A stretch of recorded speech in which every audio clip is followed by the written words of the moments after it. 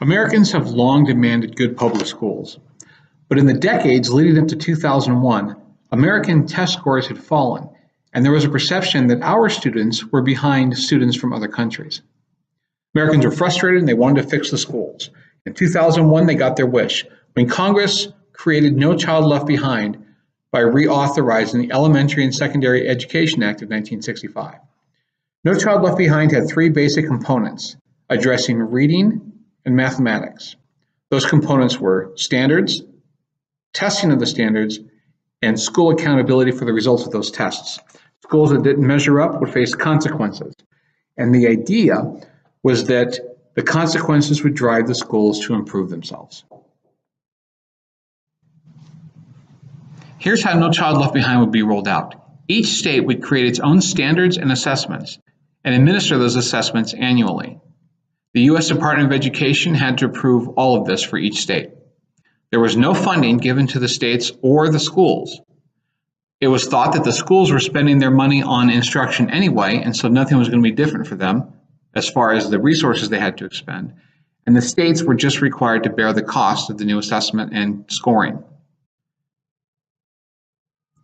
Individual schools, as measured by AYP, would be held accountable for their annual test scores. Everything in No Child Left Behind was driven by AYP. Each state could determine what was considered adequate progress, but there were conditions. They had to be approved by the Department of Education. The students had to participate at a rate of 95% in the testing. And AYP standards must be applied not only to the students at large, but to various specific subgroups. The goal was that 100% of the students would meet AYP in reading and math by 2014. Of course, this never happened.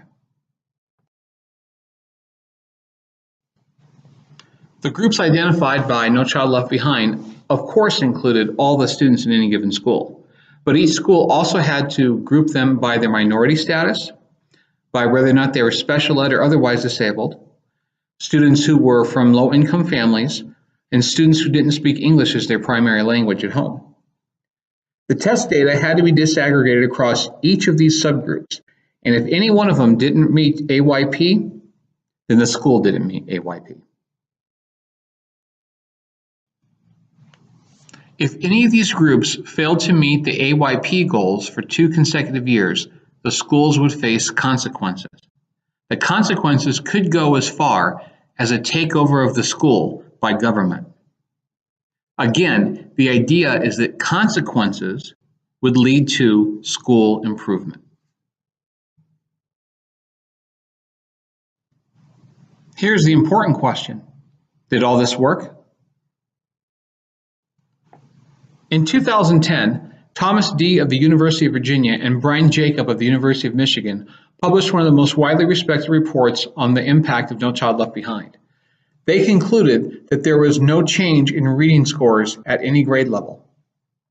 There was no change in math scores except what they called some discernible positive effects, mostly registering in the lower grades, especially grade 4, and that these positive effects were slightly better for the subgroups that were being tested, especially Hispanics. Dee and Jacob warned that the test results may be unreliable to judge No Child Left Behind for 3 specific reasons. First, states changed their assessments when No Child Left Behind was implemented.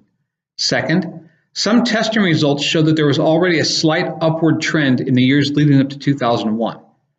And third, 30 states already had accountability laws similar to No Child Left Behind by 2001.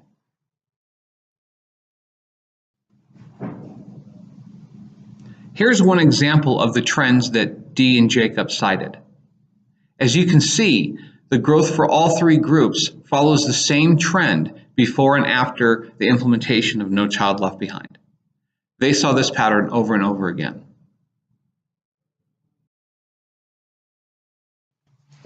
AYP and test scores aside, No Child Left Behind had a huge impact on American schools. For better or for worse, standardized testing became more important. This forced schools to strongly consider their curriculum, even if it had been in place for many years. Perhaps the biggest change was the increased focus on math and reading, the tested subjects. And this change came at the expense of other subjects, especially the arts. For better or for worse, the idea of teaching to the test became a mainstay among educators. Students now spend more time testing, which ironically allows for less instructional time. More teachers became highly qualified because of the requirement to do so under the law, and more of them have master's degrees. And if you can believe it, those teachers are paid more now than they were prior to No Child Left Behind. Students in the subgroups also now receive more consideration, time, and resources from schools, and often these are just the students that needed it.